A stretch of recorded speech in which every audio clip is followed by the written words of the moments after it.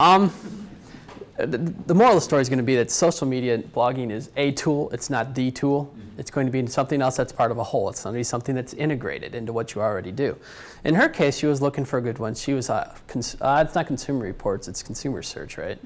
You know, she had found stuff there because why do you want to pay at Consumer Reports when you can go find 10 other reviews for free? So she was looking around and she found, oh, yeah, this LG, I keep getting good reviews. Do you know about it? I'm like, yeah, I used to get all my cell phones through them. They were LG's, there's a Malaysian company called Lucky Gold Star.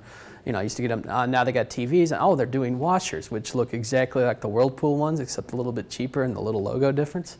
And so she started to look and went through it and decided, and checked out prices and found that the Sears Craftsman store in Valpo, right next to Walmart, was actually the cheapest in town. Instead of going to Best Buy, instead of necessarily going to Home Depot, she ended up going there. Same store, not as popular as the others, and I keep looking at the store to see what day that's going to close, because you know you just don't expect the traffic out of it. But she writes it, she likes it, and then it gets to even to this point where she they end up not having the washer she wanted. You know, told her to go with the red one, go $100. It's cool. It's red. It's worth $100 extra. And she didn't go with it, but then she gets a call. They were running 2 days late on installing it. And the problem was they had a warehouse error and they didn't have the red, they didn't have the one she wanted. But they have this red one and they'll knock 20% off the price. You don't have to worry about it, free shipping, installing. She's like, oh, you don't have to do that. And she's like, no, that's our error. So they come in, they knock 20% off the price to get a red washer. The fun part is if my mom had a blog and decided to write about it and push it through and geo-targeted it, then all of a sudden y'all in the room probably could have found it if you're looking for washers any other way besides from me telling you. And now Sears Craftsman, because of their customer service that was worth blogging about, has that much longer of a chance to still be around come Christmas time. So you might not necessarily care about us wanting to, buying a TV, but you might want to let us know that you have a TV and it's at a great price. I'm going to ask a question too. How many people have ever put a comment on someone's blog or respond? Now, the reason why you do that is primarily a simple reason, because the blog existed. You comment on it. If you don't have it, if you have a blog, you're going to get probably some people, going there. And it's an easier venue. You can't expect people to go there who just automatically say, hey, let me go ahead and comment on this guy. If they see it on your blog, they're going to say, oh, I had a great time there. I mean, that's the best way to do it. Once you're in the game, people will respond to you more. I mean, social media has made it so that people are more apt to going ahead and doing those type of things.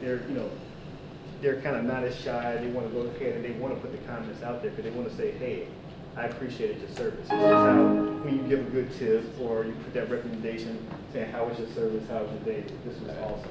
I think that's what, so that's another thing to bring it back to blogging. If you have a blog on there, and you put it on there, you have your niche on there, you do everything correctly, and people know that you're out there, people will start generating different comments for you. People will help, help guide you also.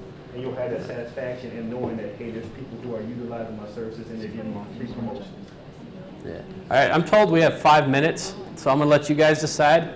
We can do the thing where we can wrap it up in 5 minutes, try to get 20 minutes worth of stuff in 5 minutes.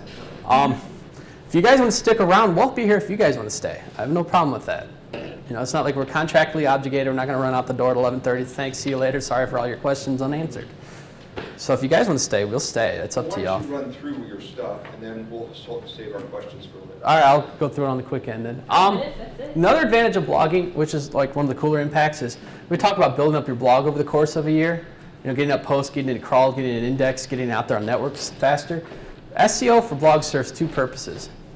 One, if you attach it as a part of your site instead of just a separate URL for it, so like yoursite.com/blog, you start impacting the quality and power of your domain in search engines.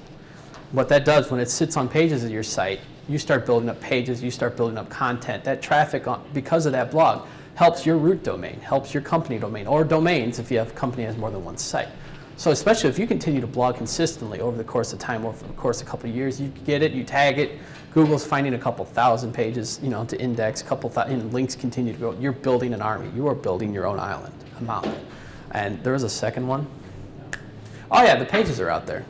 So like if you're always talking about like Tuesday specials, or if you're talking about the value of an Armstrong air conditioner, or doing product comparisons, not only is that review on your front page that day, but it is there a year from now. It is still out there, and people can not only find it via your site, they can, with keyword searches and stuff, if you've gone through and you make sure you use root keywords. SEO in 5 minutes. If there's certain words you're trying to rank for, use them once in a while. You know, use them in the title of your post. Use them in keywords, in phrases, making the title of headers. You know, don't necessarily go crazy with spamming about it. And Google's technology is getting better. So if you're writing about like Armstrong heating air model, blah blah blah, it's also going to be able to kind of broad match, you know, Armstrong air model, bleed bleed bleed kind of thing. So that they're getting better, but you still want to. It's like found writing. It's like theme writing. You know, if there's certain products you're trying to rank for, certain themes and product categories, make sure you use those themes.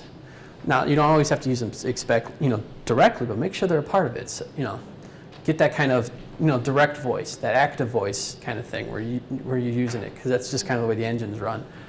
How's that for social SEO in 5 minutes? We jumped to the bringing it all together. Bringing it all together. All right. All right. We already talked about integrating, making social. You can put it like Twitter on your site.